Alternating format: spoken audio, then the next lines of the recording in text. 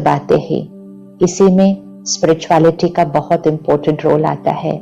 Spiritual content, परमात्मा का दिया हुआ ज्ञान जिसके अंदर प्योरिटी है, एक्सेप्टेंस है, सद्भावना है, यूनिटी है, टॉलरेंस है, रिस्पेक्ट है, शांति है, वो वाला कंटेंट सुनेंगे तो वैसे ही बनेंगे।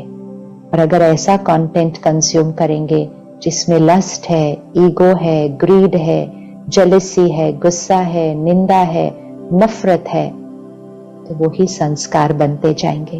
तो 9 बजे के बाद कोई भी ऐसा कंटेंट, वैसे तो सारा दिन में कभी भी नहीं कंज्यूम करना चाहिए, लेकिन रात को सोने से पहले और सुबह उठते ही पहला घंटा, ये 2 घंटों में एक भी नेगेटिव शब्द यहां नहीं जाना चाहिए, क्योंकि ये 2 घंटों में सबकॉन्शियस माइंड एक्टिव होता है। तो जो शब्द हम देखेंगे, सुनेंगे, पढ़ेंगे, वो डीप सबकॉन्शियस में चला जाएगा। अटेंशन। तो रात को 9 बजे के बाद एक भी नकारात्मक शब्द, नेगेटिव वर्ड यहां नहीं जाना चाहिए। आखिरी 15 मिनट सोने से पहले अपने के लिए रखें। 10-15 मिनट बहुत प्योर कंटेंट भरे सोने से पहले, हाई वाइब्रेशनल, हाई एनर्जी शब्द को यहां भरे 15 मिनट के लिए सोने से पहले। तो फिर नींद जल्दी आएगी, गहरी आएगी, क्योंकि कोई वेस्ट थॉट्स, नेगेटिव थॉट्स नहीं चल रहे होंगे। तो माइंड बहुत साइलेंट होगा, बहुत रेस्टेड होगा, और फिर गहरी नींद में यहां भी वही शब्द चलेंगे और पूरे शरीर को भी वो हाई वाइब्रेशनल शब्द ही मिलेंगे। तो शरीर की हीलिंग भी नींद में होती है और मन की स्थिति भी बहुत श्रेष्ठ रहती है।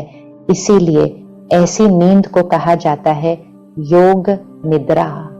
तो हमारी नींद भी योग है। उस नींद में हमारे से प्योरिटी के वाइब्रेशंस निकल सारे विश्व में रेडिएट कर रहे हैं।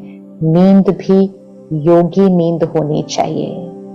योगी नींद में मन शांत रहता है, स्वप्न बुरे नहीं आते हैं, मन हलचल नहीं करता है, नींद बार बार खुलती नहीं है, नींद आती भी आसानी से है, गहरी नींद आती है और बहुत एनर्जेटिक, वाइब्रेंट सुबह उठते हैं। उसको योगी निद्रा कहा जाता है। तो सोने से पहले डिवाइन कंटेंट भरे और सोने से पहले परमात्मा को याद करके सारी आज के दिन की बातों को सॉर्ट आउट करके मन के अंदर, अगर कुछ भी हुआ था ऐसा, तो मन से क्षमा करें, मन से क्षमा मांगे, मन से शुक्रिया करें। अपने मन के जो थॉट्स की फाइल्स है ना, उनको शट डाउन करना है सोने से पहले। तो मेडिटेशन, ध्यान, योग, तपस्या 5-10 मिनट सोने से पहले करेंगे तो मन को श्रेष्ठ वाइब्रेशन पर ले जाकर फिर सोने जाएंगे। वो है योग निद्रा। डायरी भी लिख सकते हैं कि आज कोई भी ऐसी चीज हो जहां मेरी सोच सही नहीं थी, मेरा व्यवहार ठीक नहीं था, तो मुझे इसको कैसे करना चाहिए था। डायरी में ये नहीं लिखना है कि दूसरों ने आज क्या किया, आज क्या हुआ, वो तो बीत चुका है, उसका चिंतन करके क्या रिजल्ट निकलेगा। डायरी में ये लिखना है आज मेरे से कौन सी चीज सही नहीं हुई और उसको करेक्ट करना है, ताकि वो आगे के लिए करेक्ट हो जाएगा, वो आगे के लिए रिकॉर्डिंग यहाँ सही हो जाएगी, परफेक्ट हो जाएगी, तो वो करेक्ट हो जाएगा।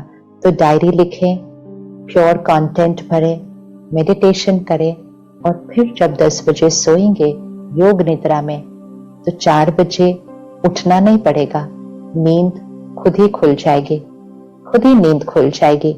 और 4 से 5 बजे का समय ब्रह्म मुहूर्त, ध्यान की अवस्था में बैठना, तपस्वी जीवन की शुरुआत, योगी जीवन की शुरुआत वो ब्रह्म मुहूर्त से होती है।